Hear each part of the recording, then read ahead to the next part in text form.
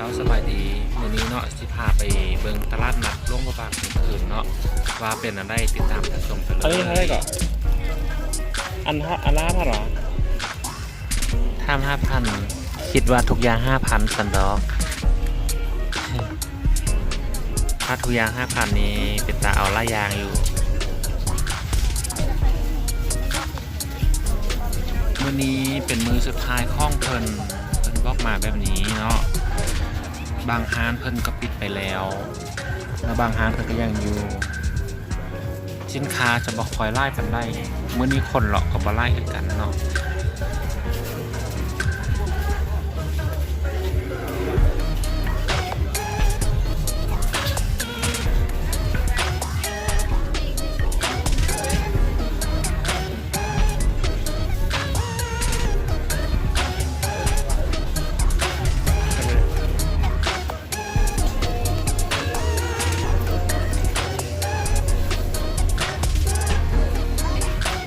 ร้านนี้เป็นร้านขายเครื่องพวกของเล่นเด็กน้อยเนาะ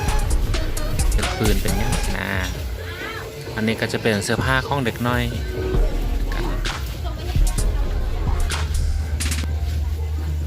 ยางเลาะจนเมื่อยคนกับวาไล่ร้านคาบอล่าแต่ว่ามันยาวเนาะเนมเอามาได้รับฟังกันใกล้รู้สึกว่าจะเจอร้านค่ายคำช่องหานเรา อันนี้ร้านตัดแว่นตามาแต่ประเทศไทยข้ามเพิ่นแล้วว่ามาแต่ขอนแก่นว่าซะ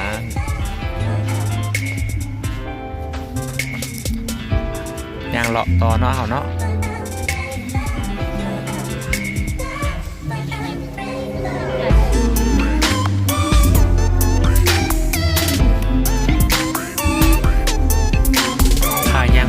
ซื้อบ่ได้เอาหยัง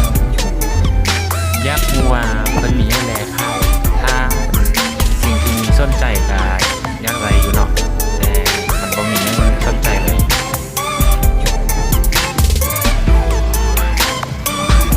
เอามาแล้วมาเจอนี่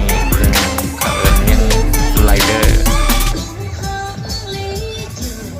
ในห้างค่ายเกิบห้างค่ายพกยกส่งแล้วก็เครื่องเล่นเพิ่นราคาถึง 10,000 20,000 สินค้าส่วนหลายเสื้อผ้านี่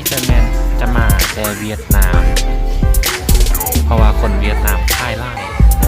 อยู่เดินทางคนลาวมีน้อยเจ้า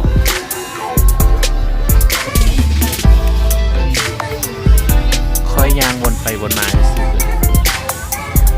ร้านค้าบ่ได้หลายค่อยสิกลับบ้านแล้วเอาไว้เธอหน้าสิทายบล็อกแบบนี้มาให้เบิ่งใหม่สำหรับตอนนี้สบายดี